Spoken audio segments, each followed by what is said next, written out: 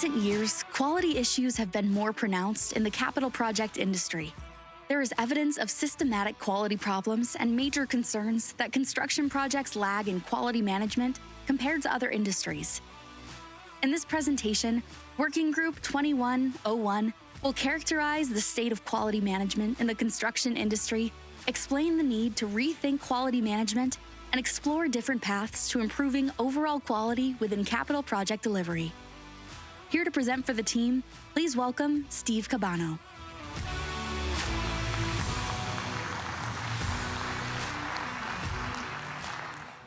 Good afternoon, everyone. So when we think about quality, a lot of folks, we start to target into engineering quality, procurement quality, construction quality. When we took on this initiative, and I'll give you some background about why this initiative was even addressed, we wanted to look at kind of end-to-end quality, right? So it includes things like owner decision quality. It includes project control quality, estimating quality. It's not just the mechanical side of things, it's also all the decision-making that has to happen to get to a successful project. So let me go into kind of why we're here. If we take a look at, and I know that many of you have seen this before, but if this is what the customer wants, right? Let's say it's operations, whoever, it goes through a process, right? And through that process, it starts to change, right? And ultimately, whether it's engineering puts their little bent on it, whether it's the attorneys, whether it's senior management, it evolves over time where it kind of gets changed. And the end result is different from what we actually wanted, right? So when we think about that, how does that happen? Right? So we say we have processes in place that this is not supposed to happen. So what's the result of that if it does happen is we've got productivity loss. Why do we have productivity loss? Because we're going back and doing things over again. Right? We got cost and schedule issues, right? Why? Because that going back and doing it over again takes time, costs money, and obviously affects that productivity issue that we're trying to improve on. It potentially even can issue or have issues in operations and its ability to be maintained and so on. So how did we get here? What are some of the reasons that this has occurred? There's a lot, right? You see the one that's the lowest on the bullet items here. We've got the resource problem, right? We've got a less experienced resource pool. We've got a lot of experienced people leaving the industry, so that's part of it. But there are many other issues that result in, or I guess I'll be the cause of why we have some of these quality issues, right? So what was the impetus of starting this effort? And this is when we perceived how we could address this, we said, well, we got to start with something that we can get a quick result, right? So the normal 2-year-ish type process probably wasn't going to be good enough. So we said, well, what can we do within a short period of time? Probably even less than a year, right? So we said, okay, what can we do in 6 months? So CII and kind of led by Daniel, said maybe we'll do one of these pop-up studies, right? So the initiation of this actually came from a lot of you all saying, you know what, we've got quality problems. What's the cause of the quality problems, and can we fix it? This came from both owners and contractors. Primarily, to be honest with you, came from the contractors because they were the ones that were kind of taking direction from the owners. They take direction from multiple owners. Quality isn't defined, or the level of quality, or the definition of what is really meant by that specification isn't defined as well as it should be. They go off, and obviously there's disconnect, so there's that rework and so on.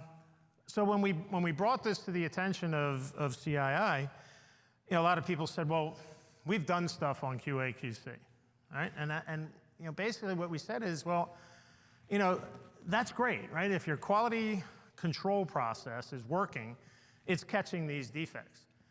But if they're catching the defects, that means you did it wrong the first time, right? You got to go back and do it again. So isn't there a better way, a more proactive way to deal with what is it that we are supposed to do? And again, this is beyond just engineering, procurement, and construction, right? These are those decisions and things like estimate quality and schedule and so on and so forth. But we know what those things are, right? We either don't communicate them well to the people that are doing the job, or we don't assign the right resources to do the work, and so on and so forth, right? So we said, okay, can we be more proactive and deal with making sure people understand to what level of quality each of the activities is or is required, so that when we get to an end of a phase, we're making a good quality decision, all right? And this is, obviously the front end of this is more about kind of the owner side of things. And later on, we'll see how the contractors can engage in this and so on. So one of the things that we needed to do is to define what quality, well, first of all, what the steps were. And there's a lot of different project work processes out there. There's a lot of different definitions and so on. So we had to come up with, okay, what constitutes a good process, right? And so CII's got a process, right? Front-end development process. So we went to that process and kind of built off of that.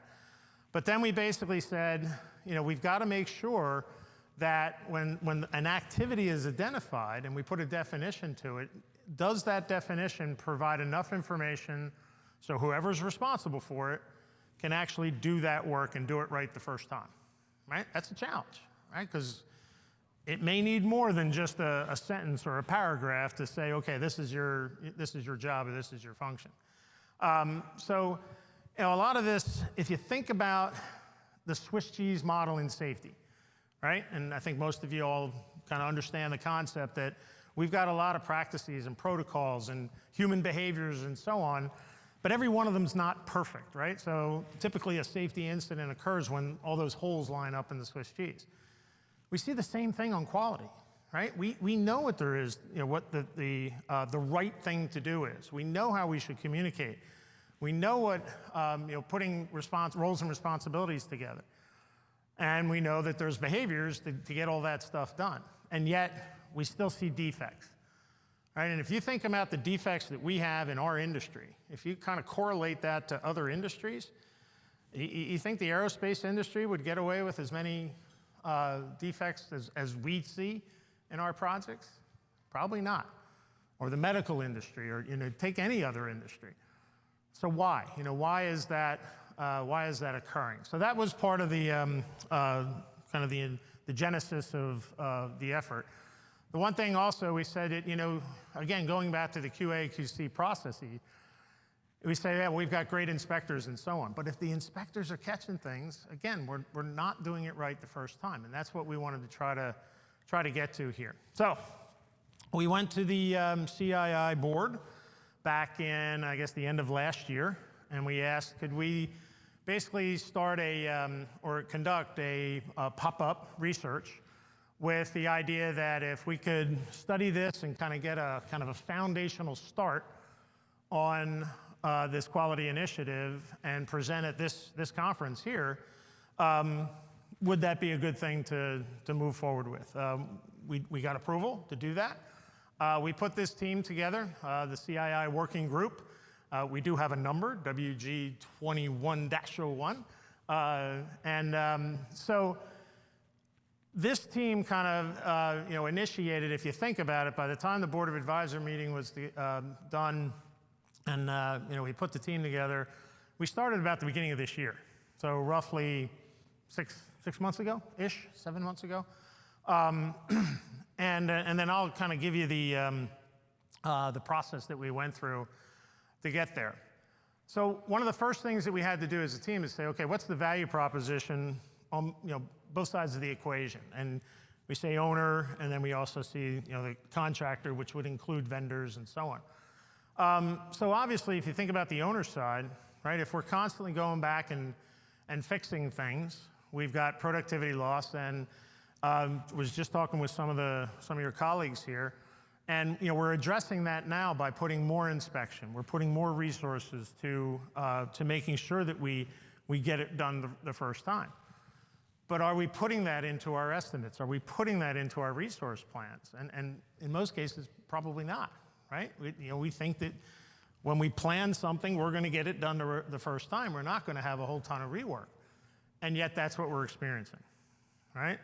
So if you look at it from kind of the contractor-supplier side, and again, this is where most of the input came from the initiation of this effort, was that you contractors in the room, you don't just work for one owner, right? And you don't, a lot of times, don't just work for one industry.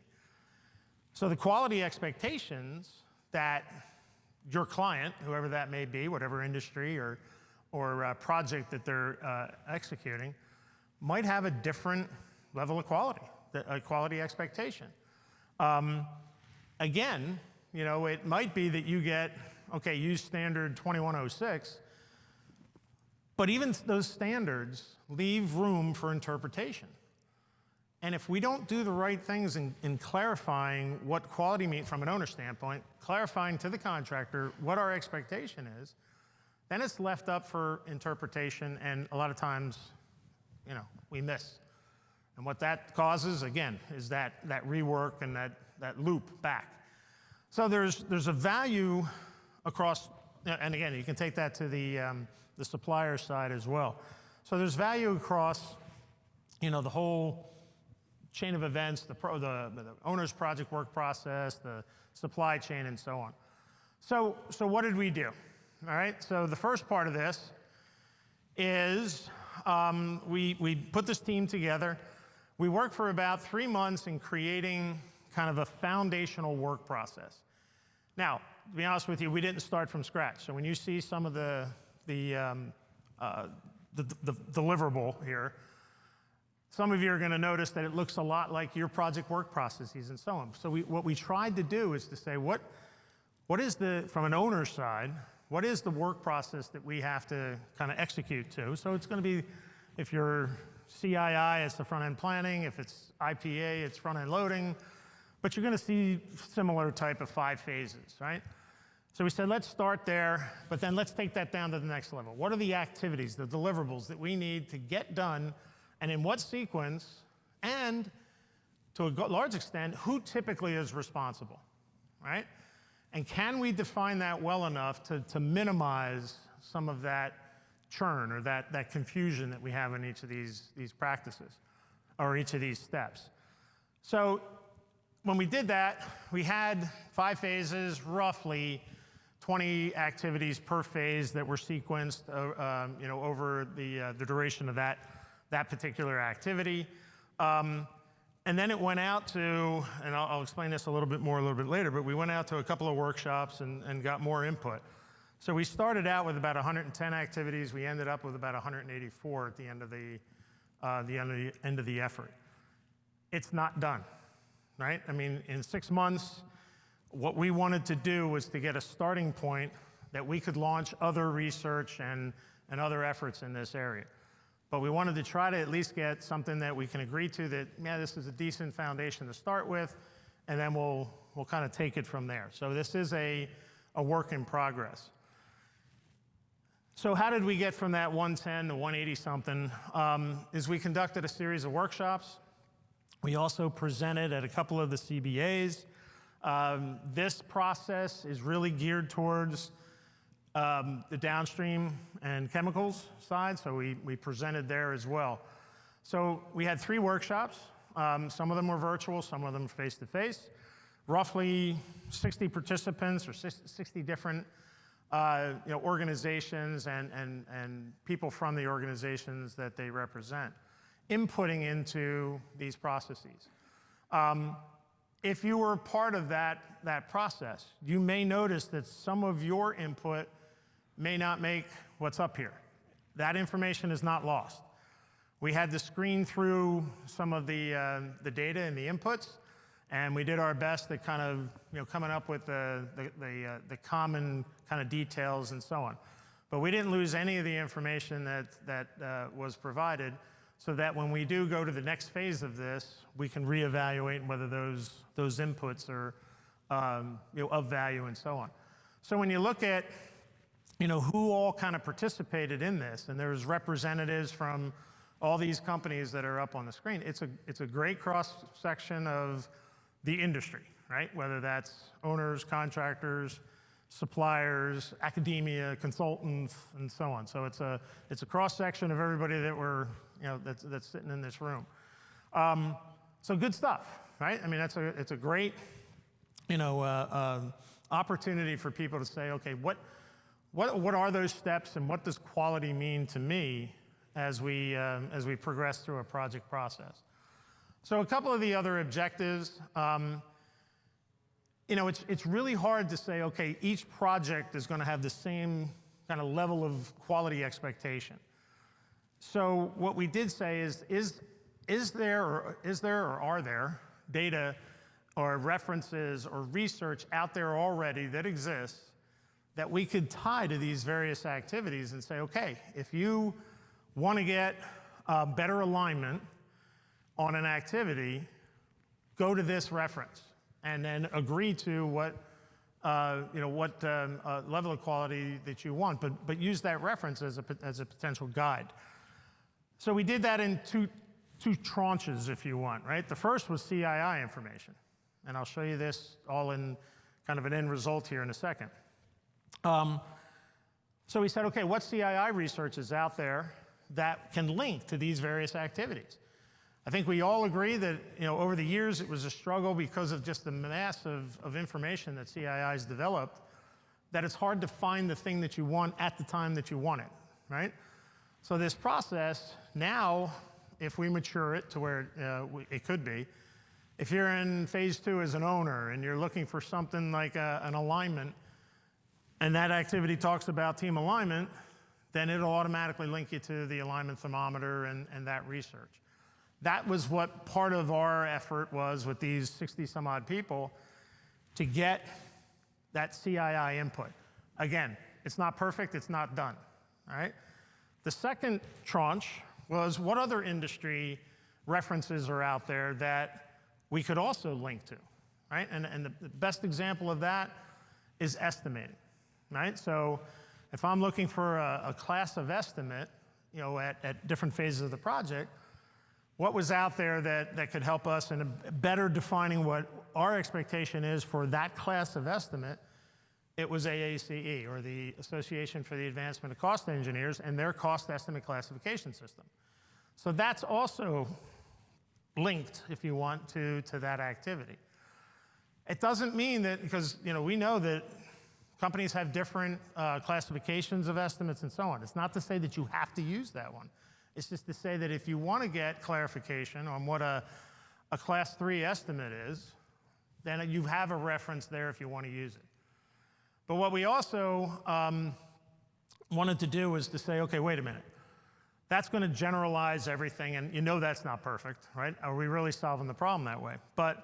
So what we did end up with is said, okay, we can leave some space in this tool, if you want, to say, okay, if you have a specific criteria, right? So when we met with these 60 some odd people, a lot of the owners said, well, we have our own internal processes on what level of detail, what level of quality, and so on that we want to drive to. That's fine, right? But now you got to communicate that to whoever's doing the work. And in most cases, it's not their own resources, right? It's somebody else that's doing it. So we've left, I'll call it columns, in this effort to say, if you have a specific cost estimate class system, then link it to here so that when we're talking a class 3 estimate, we're aligned with what that means, right? And so that's what you're going to see here as a kind of an end result that allows for that kind of flexibility as we move forward.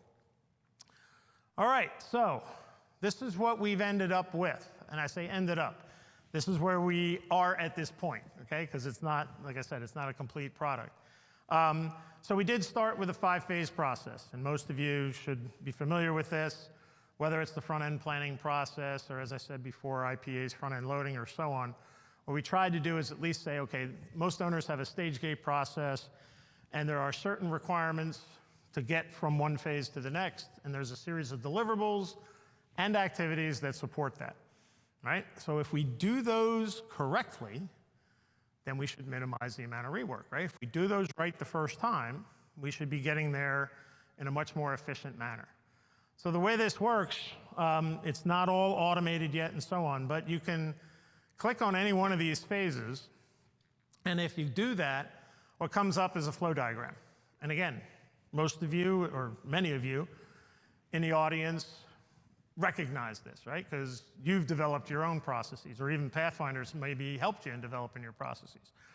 So that's a good start, right? Saying, okay, what we tried to do is, again, generalize that flow diagram that everybody can kind of recognize, yeah, these are the kind of things that we need to do, and in this case, I think we're looking at phase 2, right? The selection phase. So within this, there's some, I'll call it some intelligence behind what we're looking at here. Right? There are activities, right? So the box itself is an activity that has to be done.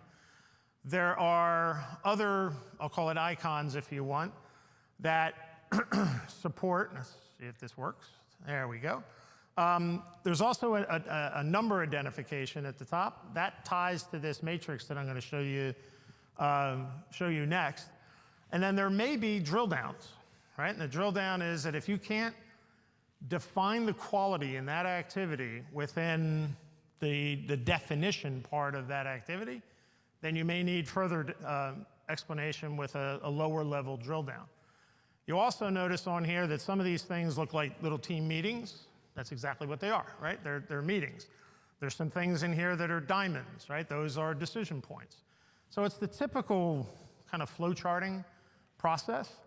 But when you get to, in this case, this is that drill down, right? So we drill down from that one activity, and it goes to a third level down, basically. You had the high level 5-phase process, the detailed next level process, and now you've got details within a single activity. Every one of these would have a definition, right? So again, if needed, you have that level of quality or definition to drive to that quality expectation. All right? So what's all that lead to? Well, that leads to that numbering process that we saw on the top right corner of each of the activities. That drives us to a series of definitions. Okay, so in this case, we're looking at that high-level process. Take each one of those activities. The first column is the number, where it came from. The second column is the name of whatever that activity was. The third column is the type of activity. So is it truly an activity, something that we have to do, or is it a meeting, or is it a decision point, and so on, right? So there's a function of that particular step in the process. Now we go to the next column, which is the definition, probably the most important part of this. And that's where we spent most of our time in the research, is saying, can we define that particular task, whatever it is, in enough detail within several sentences to maybe a couple of paragraphs, all right? Challenging, right? To get to that level of detail, to try to help in understanding what the quality expectation is. The next column over is who typically would be responsible.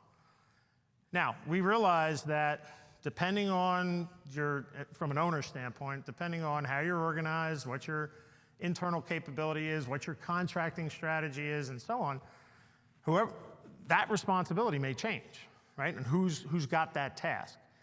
So the next column, that gray column, that is an input column. It's the only thing in here that's an input right now. Well, there's two things that are inputs. But that's one of the columns that's an input. So although the column to the left of it is a recommended resource for that activity, the one next to it is, for your specific project, who's responsible for that? All right, so the concept here is you'd pretty much meet at the beginning of every phase. You'd go through the step-by-step quality expectations and identify with the resources that are doing the work who owns that task. This isn't rocket science. This is what we should be doing anyway, right? But we're trying to get to a methodology that we can kind of walk the next generation of folks through this process and get them to better understand what that level of detail is that each of these activities should follow. Okay, the next two columns is what I talked about before, right? The first one is CII references. So what this research effort did was, again, go out to those 60 some odd people and ask them, what are the typical CII things that would help you in defining that level of quality for that particular activity? It's not an easy task, right? So it's, again, it's a starting point to try to get to that CII content that makes sense at that point in time for that particular activity.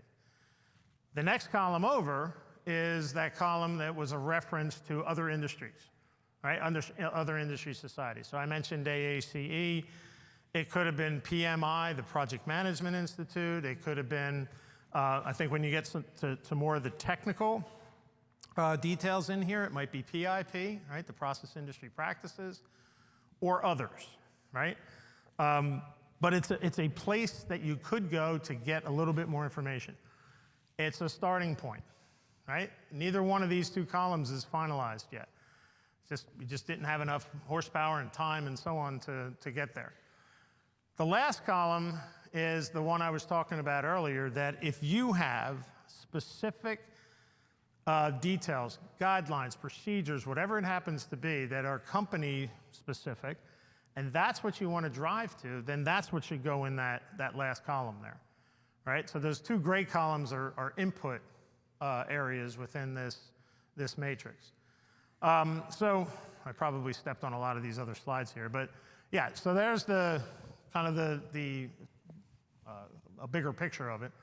But those two gray areas are the areas that if you have specific information, specific responsibilities, or specific guidelines or procedures or so on, standards, then that's what that last gray column is all about.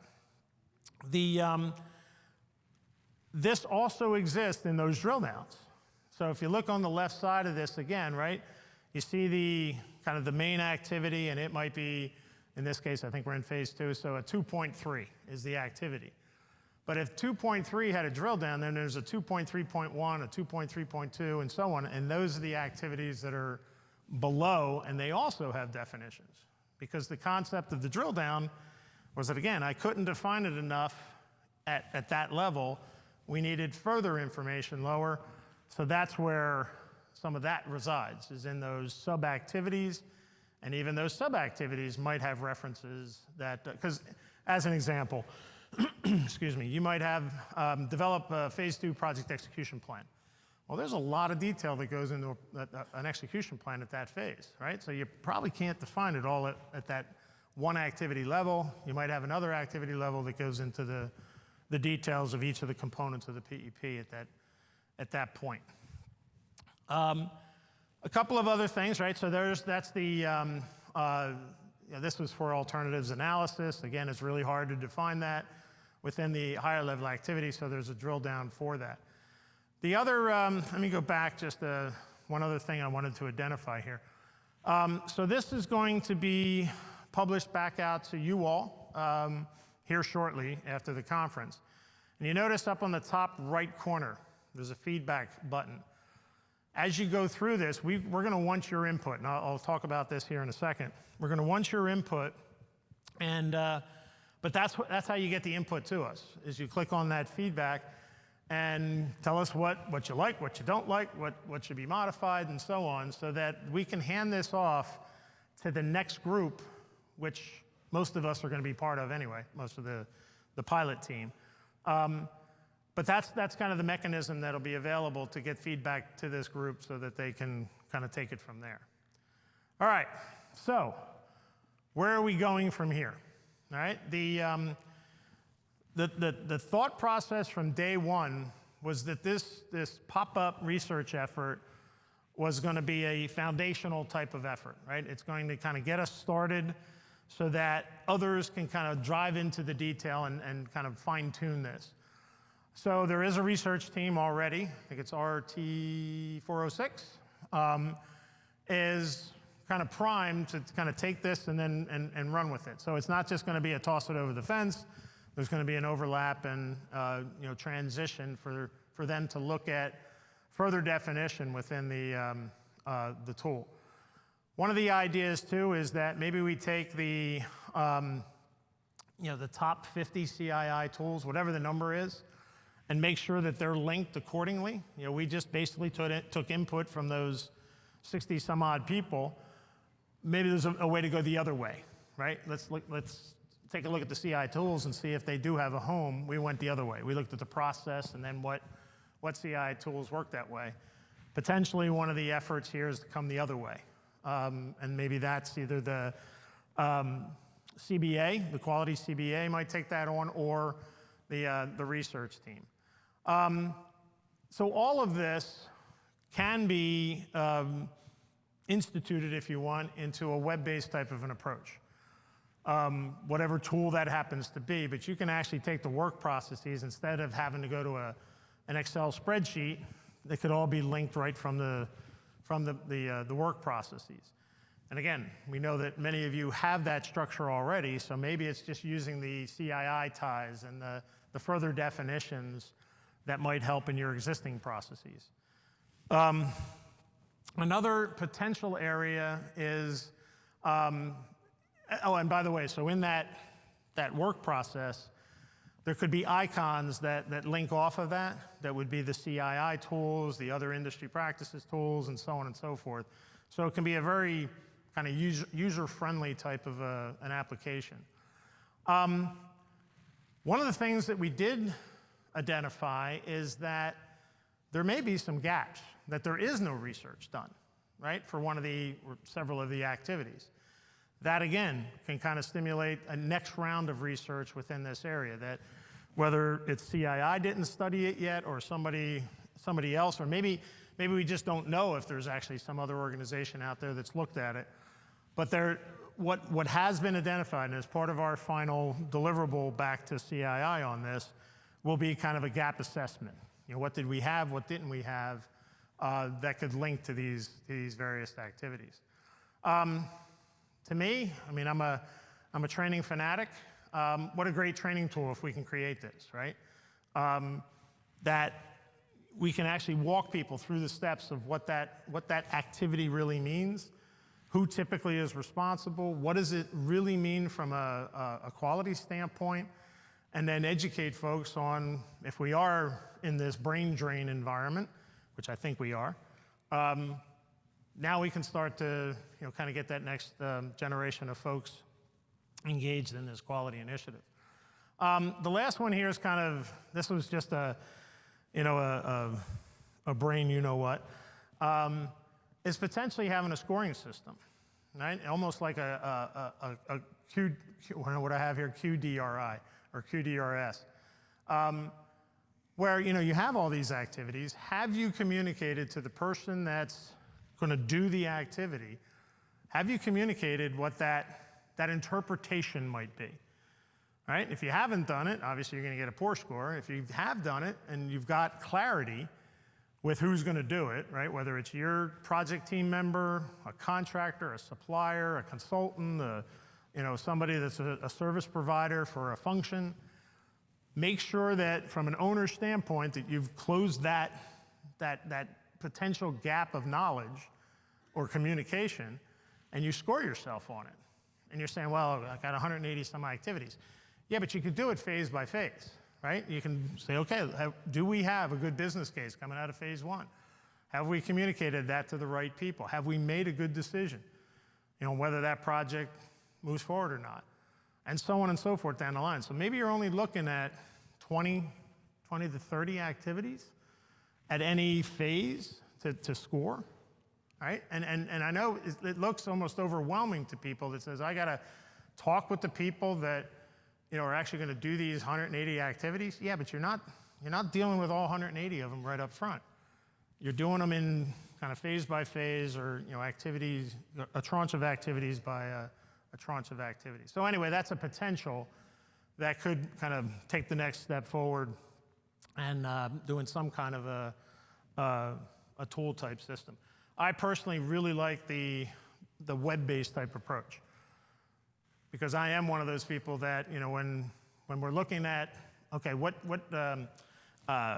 tool or references has CII executed in this particular area, it is difficult to find it, right? Unless you know exactly what the tool is, and I know the knowledge base has done a much better job of getting us there. But if I could go phase by phase and know what CII references are available for each of these activities phase by phase, it may be a different way. Maybe it's not the best way, but it's a different way to get to that same knowledge base of information. Okay, so call to action from you all is, I tested, you may not have known this, but in the last couple of days, tested some of the folks on, is this a problem? And, probably second to the resource problem that we're having in the industry, the people side, this is probably next, right? That, yes, we do have quality problems. And it's not that we're doing a bad job, right? A lot of times it's a communication thing. Sometimes it's a bad job, right? We don't have the right people in the right places with the right knowledge and so on.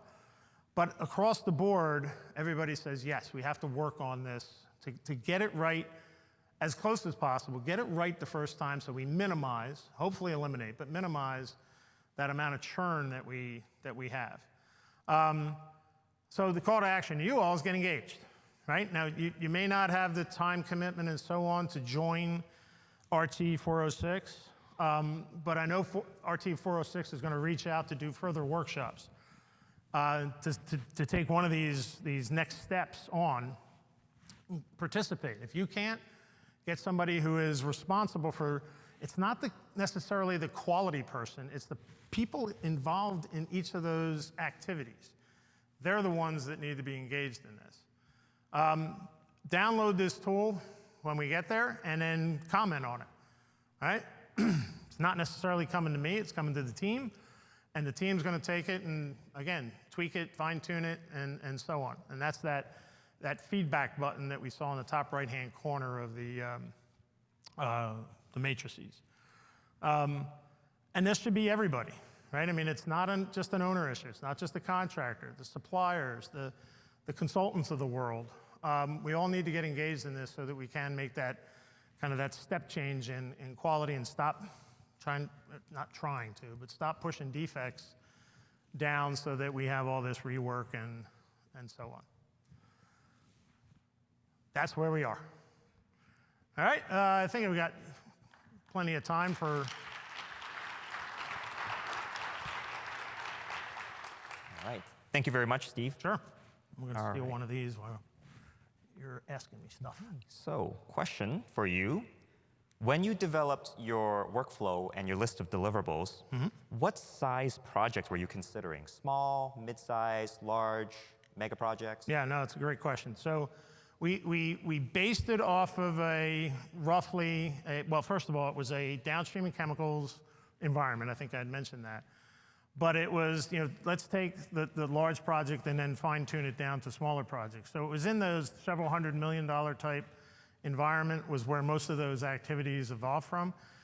And again, if you look at most work processes, they're organized in a way where if you're at the beginning of each phase, you take a look at which of those activities are applicable if you have a smaller project or a less complex project. So some of them may go away for that type project, but the roles, responsibilities, definition, and so on should still apply.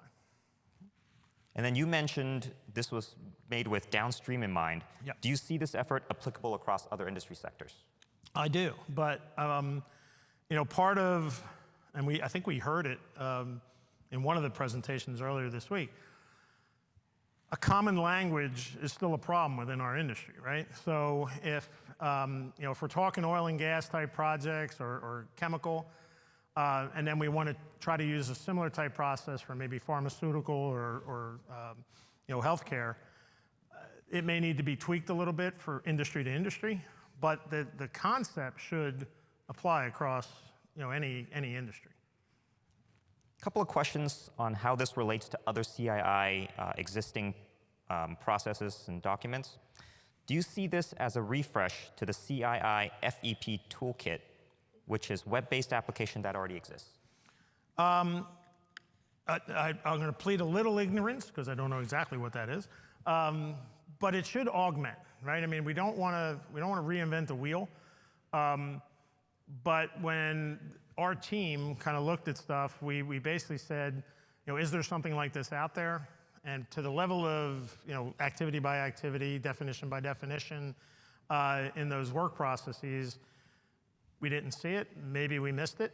But if you know of something that exists out there already, let us know, and we'll make sure that it's not redundant but more complementary. Okay. And then, has there been any discussion with the team developing a concierge service for picking links between the tools and CII research? This sounds like two efforts that may have some good commingling potential. Yep. No. So there hasn't yet, but that's where it's going, right? So I might have mentioned the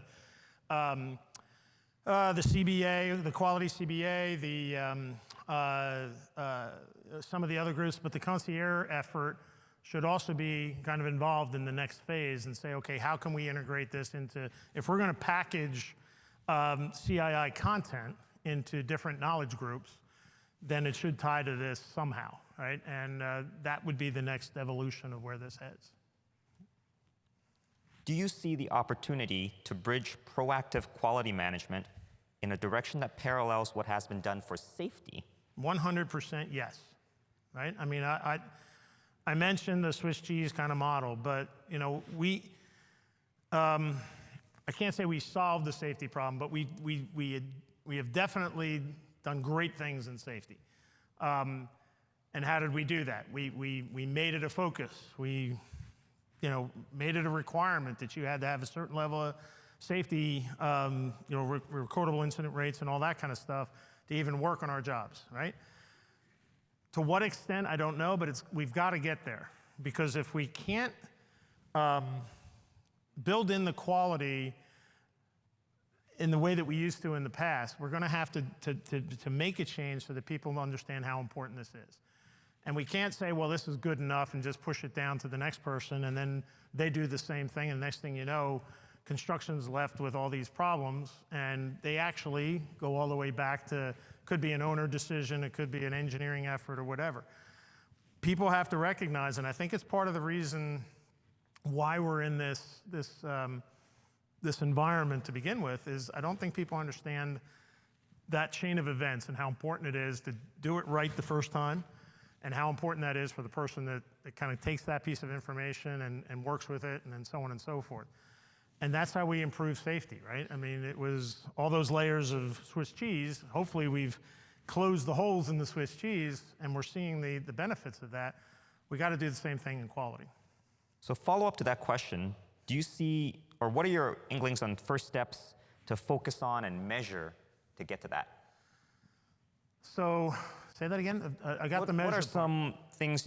What are the first things you want to focus on and measure that gets us there? Okay. Yeah. So, I mean, I don't know exactly, but we do have to see where a majority of the defects are occurring. I mean, I know that when Pathfinder gets involved in doing things like post-project evaluations, the first thing that everybody points their finger at is construction, right? But when we finally get into the details and look at the root cause, some of it's construction, but not a lot of it. A lot of it goes all the way back to, could be a procurement issue, which maybe the things weren't ordered on time, or the engineering wasn't correct, right? So things had to be fixed there, and so on and so forth. So we've got to go back and find out what the root causes are, and where the big defects are. My sense is a lot of this kind of stems from engineering, but also a lot of it stems from owner decision making, right? And making sure that the owner understands the level of quality that they want, and they define that well. And there's tools out there. It's not like we don't know what we should be doing, right? We kind of do. We just don't do it, right? So that whether it's a class of facility quality or it's a business engineering alignment meeting, whatever it is, the owner needs to kind of lock that down and then drive that throughout the process and stop tinkering around with things. Now, I fully understand that we're in an environment that the world's changing, the markets are changing, so we want to be agile. that throws a wrench into productivity, right? Because if I'm constantly changing the target, then the contractors have to kind of react accordingly. If that's the world that we're living in, okay, we have to deal with that. But I truly believe, and I think the data shows that we can improve on the stuff that is not reflective of industry changes. It's just not doing it right the first time. So I think we have to go back and find the root cause of a lot of this, which I think is going to probably evolve into, as I said, owner decision-making and engineering. And I think we have time for one last quick one. Have any ISO standards, and the example here is 14,000, which is, I think, environmental management. Has any ISO standards helped quality in your study with vendors? So we didn't go to that level of detail. There were some folks that, when we had our workshops, started to put ISO stuff in there. We just did not have the time to dive into, what that ISO standard is defining.